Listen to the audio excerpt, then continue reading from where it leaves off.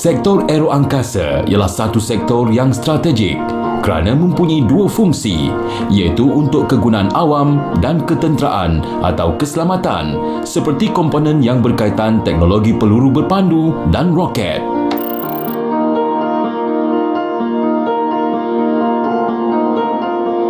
Dalam hal ini, kedua-dua elemen ini sering dikaitkan dengan bidang ketenteraan dan pertahanan. Dalam masa yang sama, persepsi mengenai teknologi roket yang selalunya digunakan untuk tujuan ketenteraan semata-mata perlu diubah. Kita semua tahu, teknologi roket dewasa ini dibangunkan oleh agensi awam, universiti maupun industri untuk kegunaan awam, bukan ketenteraan. Secara umumnya, roket merupakan kenderaan khas untuk menghantar satelit ke orbit untuk pelbagai aplikasi. Apa yang pasti, teknologi roket di Malaysia telah mengalami perkembangan yang sangat memberangsangkan apabila beberapa universiti awam mula mencipta nama dalam teknologi roket. Antara universiti awam yang dimaksudkan itu ialah Universiti Sains Malaysia. Pada tahun 2022, Universiti Sains Malaysia USM telah menjadi wakil tunggal universiti negara kita ke pertandingan berprestij iaitu Piala Spaceport Amerika 2022 yang berlangsung di New Mexico, Amerika Syarikat. Pertandingan yang disertai oleh USM merupakan persidangan dan pertandingan pelancaran roket berkuasa tinggi antara universiti utama di dunia. Kami mengetahui tentang pertandingan ini daripada penasihat kami iaitu Dr. Nur Elmi. Jadi setelah mengetahui tentang pertandingan ini, kami menubuhkan satu kumpulan secara sukarela daripada 11 orang pelajar dan kami menyiapkan preliminary design report. Jadi setelah kami menghantar report ini selama 2 minggu menunggu, jadi keputusan itu keluar pada Oktober 2021. Jadi kami terpilih daripada 151 peserta. Roket yang diberi nama sebagai Hebat merupakan roket berkuasa tinggi buatan pelajar USM yang pertama di Malaysia yang disasarkan mampu terbang sehingga mencapai 10,000 kaki di samping membawa satelit nano dan seterusnya mampu mendarat dengan payung terjun dengan selamat. Hebat roket ini mempunyai panjang berukuran 3.3 meter dan berdiameter 6.15 inci. Roket ini akan terbang pada kelajuan subsonik dan akan mencapai apogee pada 10,000 kaki dan juga bersamaan dengan 3 km. Jadi hebat roket ini akan membawa payload yang iaitu nanosat. Nanosat ini berfungsi untuk mengambil data atmosfera dan akan ditransmitkan ke ground station. Jadi plan masa panjang untuk roket ini adalah kami bersadang untuk membuat payload yang lebih baik seperti drone dan kami bercita-cita untuk menambah sistem air brake pada roket ini untuk membantu roket ini mencapai misi dengan lebih sempurna. Roket ini membawa sebuah nanosatelit seberat 4 kg dengan misi mengukur keadaan persekitaran atmosfera dan menjalankan transmisi penghantaran data ke stesen bumi. Sememangnya pelajar-pelajar telah dilengkapi dengan ilmu-ilmu seperti aerodinamik, struktur, sistem dorongan dan juga avionics untuk pembuatan roket ini. Pengalaman bertanding di peringkat antarabangsa oleh pasukan dari USM ini merupakan satu lipatan sejarah yang tidak boleh dilupakan. Bukan sahaja mereka dapat menimba pengajaran dan pengalaman, tetapi yang lebih penting dapat mengharumkan nama negara serta membuktikan bahawa Malaysia mampu melakar nama dalam bidang yang berkaitan dengan aeroangkasa. Kejayaan pasukan WOW Rocketry dari USM ini juga pastinya memberikan semangat dan inspirasi kepada golongan pelajar serta belia di negara kita untuk memupuk minat dalam bidang sains, teknologi, kejuruteraan dan matematik ataupun STEM dan seterusnya membuka peluang untuk menerokai teknologi angkasa dan aeroangkasa.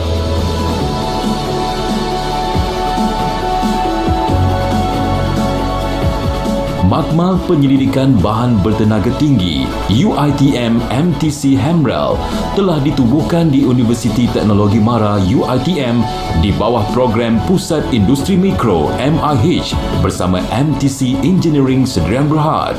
Asal-usul Hamrel ini dia diwujudkan di atas konsep yang kita namakan Micro Industry Hub.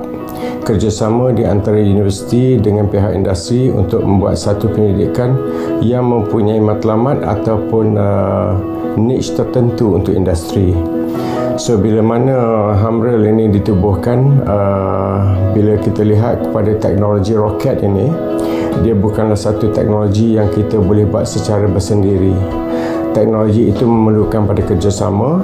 So jadi Hamrel telah menjalinkan kerjasama bersama dengan beberapa syarikat, di antaranya termasuklah MTC Engineering dengan agensi angkasa kita MISA, agensi angkasa Malaysia, dan juga dengan pihak Strike yang merupakan agensi pendidikan untuk pertahanan, so dengan Strike. Dan selain dari itu kita juga berkolaborasi dengan beberapa universiti, memandangkan universiti ini merupakan pelaburan yang dibuat oleh kerajaan, investment by the government, dan kepakarannya berada di pelbagai universiti. Dan dalam konteks roket ini, kepakarannya ada di USM, ada juga di UIAM, Universiti Islam Antarabangsa, begitu juga di UTM dan Universiti Pertahanan Malaysia. So jadi kita menjalinkan kerjasama ini bukan sekadar dengan industri, tapi juga dengan akademia, dengan pihak kerajaan dan juga dengan pihak industri. Jadi kerjasama ini adalah satu kerjasama yang memang diperlukan untuk menjayakan sesuatu projek, terutamanya dalam industri roket inilah. Misi dan visi Hamrel adalah untuk mewujudkan satu desain biro yang akan menerajui teknologi roket di Malaysia, di mana dia terhasil daripada bukan hanya setakat unit penyelidikan kepunyaan Universiti Teknologi Mara, tetapi dia adalah kepunyaan negara yang mana kita akan dibantu oleh MISA, Strike dan juga IPT lain seperti USM, UTM, UPNM dan UPM dan lain-lain universiti lah untuk menjayakan program ini. Itulah adalah misi dan visi Hamrel. Hamrel juga berhasrat untuk menjadi desain biro seperti mana yang desain biro yang terkenal seperti Roketsan dan juga Lapan di Indonesia. Penubuhan Hamrel boleh dianggap sebagai satu pusat kecemerlangan bagi membuat kajian yang lebih mendalam dan menyeluruh tentang segala yang berkaitan dengan sains roket.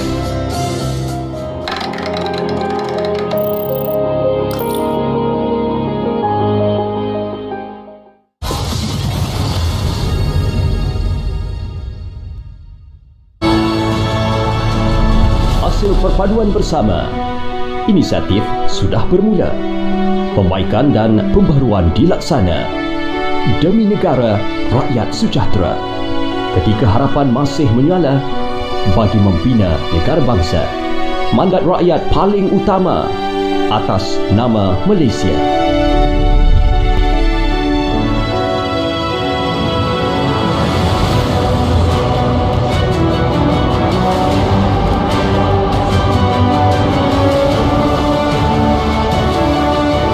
Langsung Grandstand PRU DUN ke-15 Sabtu 12 Ogos 2023 mulai 8 pagi di TV1 saluran berita RTM dan RTM3.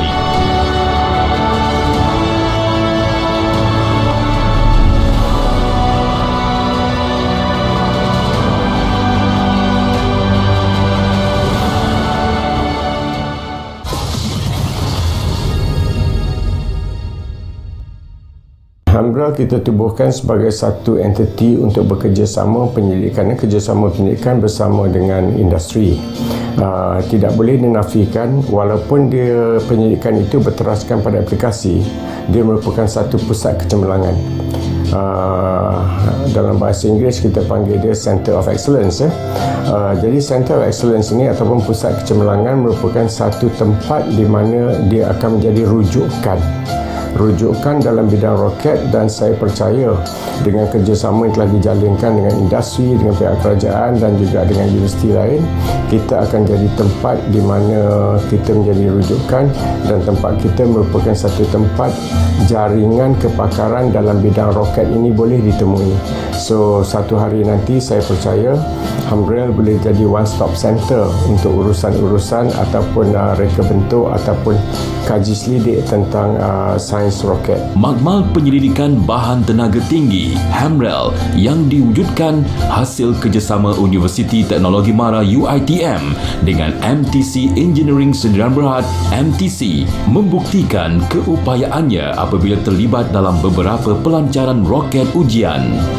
Antaranya, Hamrel telah dipilih untuk pelancaran roket demonstrator altitude rendah LAD berkuasa hybrid berukuran 1.5 meter ciptaan Equatorial Space System ESS, sebuah syarikat dari Singapura. Dalam projek ini, UiTM MTC Hamrel memberikan sokongan operasi kepada ESS dengan menyediakan peralatan, ruang kerja dan tapak pelancaran yang diperlukan di Velcra Seberang Perak, Pasir Salak. Pengalaman bersama Equatorial Singapore System melancarkan roket dia di Perak adalah satu pengalaman yang jurung kali pertama kali lah sebenarnya di Malaysia ni.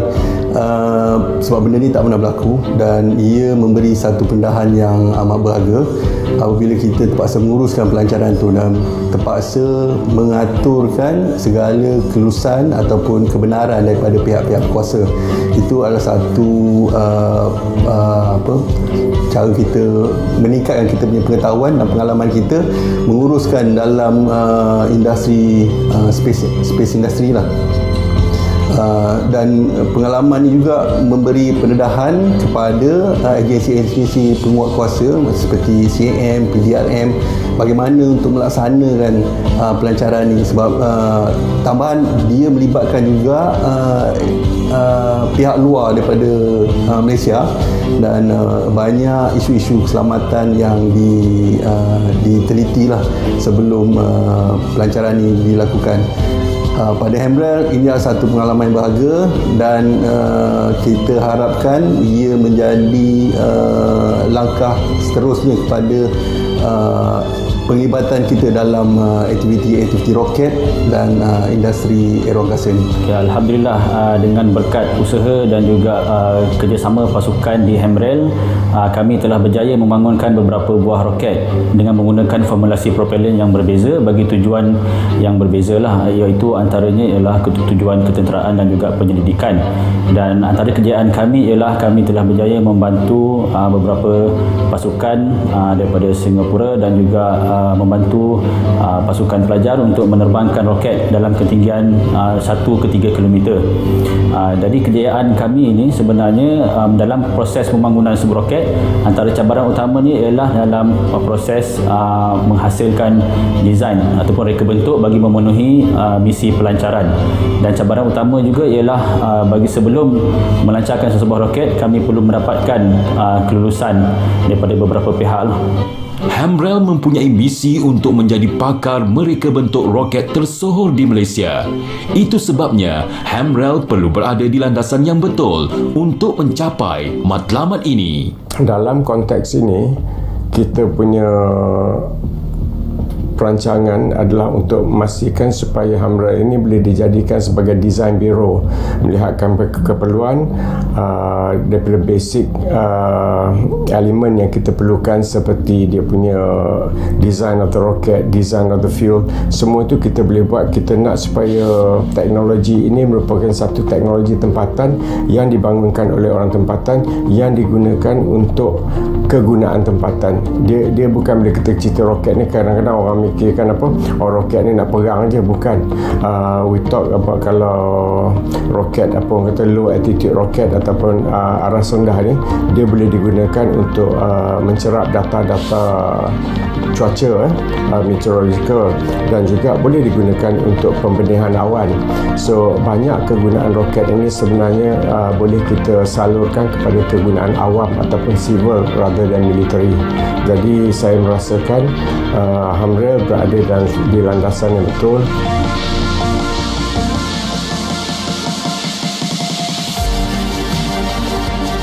Antara syarikat tempatan yang turut sama memberikan sumbangan kepada teknologi roket ialah Lestari Aero Industries Sendirian Berhad. Sedikit sebanyak latar belakang tentang Lestari Aero Industry. Dia adalah sebuah syarikat Bumi Putera yang terbentuk daripada tahun 2000, yang mana Lestari yang mula-mula ditubuhkan adalah untuk pembikinan software development di dalam Kementerian Pertahanan. So selepas itu pada tahun 2018 kita lahirkan Lestari Aero Industry untuk memacu industri aero angkasa di Malaysia, yang mana kita tengok tidak banyak company-company yang menceburkan diri terutama dalam bidang yang Lestari ceburi, iaitu bidang roket, misal dan juga UAV, pembuatan tempatan. Antara kejayaan Lestari yang boleh dibanggakan ialah dapat menjalin kerjasama dengan pihak Angkatan Tentera Malaysia. Kejayaan ini telah meletakkan syarikat ini berada di landasan yang betul untuk terus mencipta pelbagai lagi kejayaan.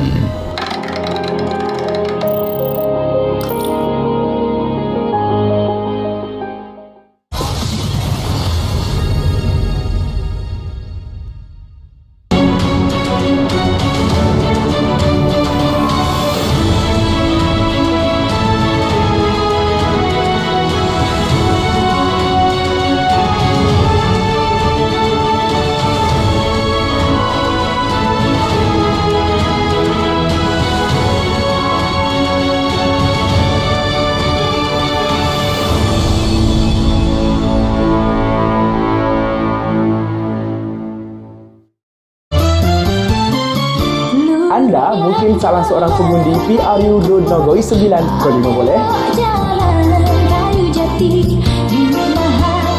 Jangan lupa semak tompek dan saluran mengundi anda doket My SPR Semak.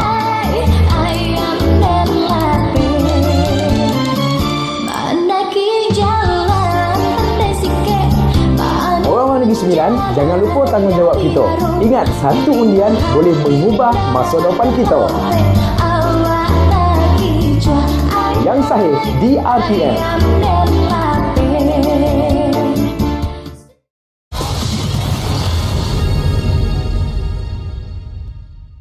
Sebenarnya daripada tahun 2018 tu kami diberi peluang oleh Panglima Angkatan Tentera sekarang, iaitu Jeneral Tan Sri Effendi, di mana kami telah diberi peluang untuk membangunkan satu roket kecil, iaitu satu roket latihan yang dipanggil Star-X, iaitu Surface to Air Rocket, untuk latihan untuk jet-jet pejuang, di mana roket tu fungsi dia adalah untuk mengeluarkan asap yang tebal, yang mana jet pejuang, pilot akan nampak asap tersebut dan cuba mengelakkan roket tersebut, dan juga akan melepaskan shaft di belakang. So hasil daripada kerjasama dengan TUDM pada tahun 2018, kita telah pun memasuki beberapa training yang diadakan oleh TUDM dan beberapa exercise. So hasil daripada itu, kita telah melanjutkan usaha sama dengan beberapa universiti tempatan untuk menghasilkan roket yang lebih besar daripada Star-X, roket kecil tersebut. So di situlah hasilnya sekarang ni, satu roket yang kita panggil 2.75 inch roket yang banyak digunakan di luar-luar negara dan di satu dunia lah. So now Lestari di dalam proses untuk membangunkan roket 2.75 untuk menjadikan ia dapat digunakan sebagai multiple launch rocket system, MLRS. Apa yang menariknya ialah teknologi roket yang dibangunkan oleh Lestari agak unik jika dibandingkan dengan apa yang dihasilkan dari luar negara. Teknologi roket yang kita hasilkan di dalam Lestari ini, kita bermula daripada scratch, daripada zero, which means that kita tidak ada roket yang asal yang kita dapat untuk reverse engineer, tapi berdasarkan hasil kaji selidik dan juga siasatan yang kita buat daripada pengeluar roket yang ada. So daripada situ kita reverse engineer roket-roket tersebut dengan usaha sama universiti yang saya sebutkan tadi. So dari situ kita menghasilkan daripada from the design stage, daripada mula sampailah ke penghasilan ke komersialan.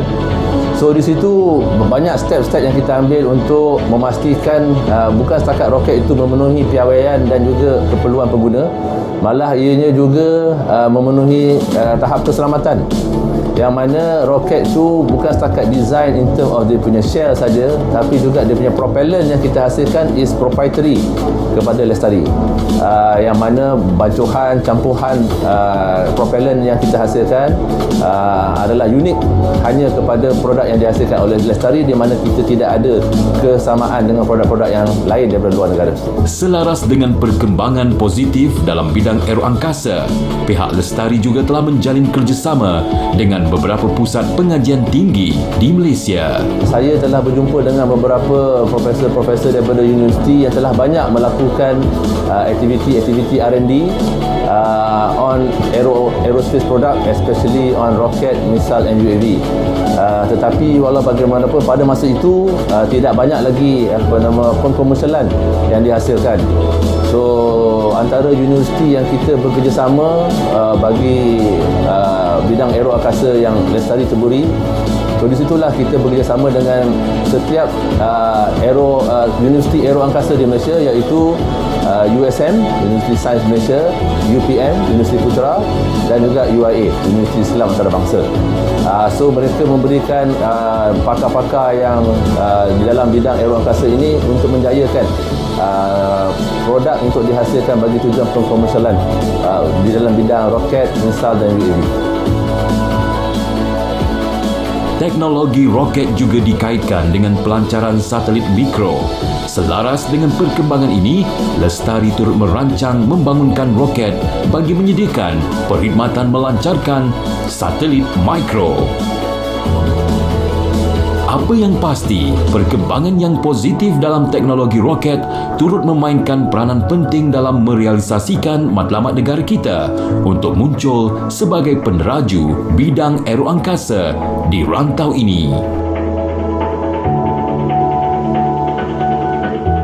Sejajar dengan hasrat kerajaan dan blueprint yang telah dihasilkan oleh National Aerospace Blueprint 2015 ke 2030, saya yakin dengan penggiat-penggiat yang ada dalam bidang aerospace sekarang ni, insya-Allah saya rasa Malaysia mampu untuk mencapai blueprint yang dihasratkan untuk memajukan Malaysia bagi tujuan kemajuan aero angkasa dari segi teknologi, dari segi pembikinan tempatan, inovasi dan juga pengkomersialan.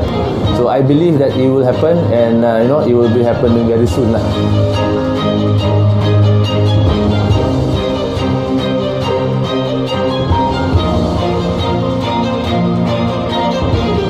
Penglibatan beberapa universiti dan syarikat tempatan dalam teknologi roket pastinya akan membuka jalan kepada lebih banyak peluang pekerjaan, mewujudkan lebih banyak pembangunan teknologi tempatan dan seterusnya pemindahan teknologi dengan kerjasama rakan antarabangsa dalam mewujudkan aktiviti ekonomi bernilai tinggi. Gabungan elemen-elemen ini pastinya akan membantu negara untuk mencapai matlamat menjadi negara yang berjaya dalam bidang aeroangkasa di rantau ini.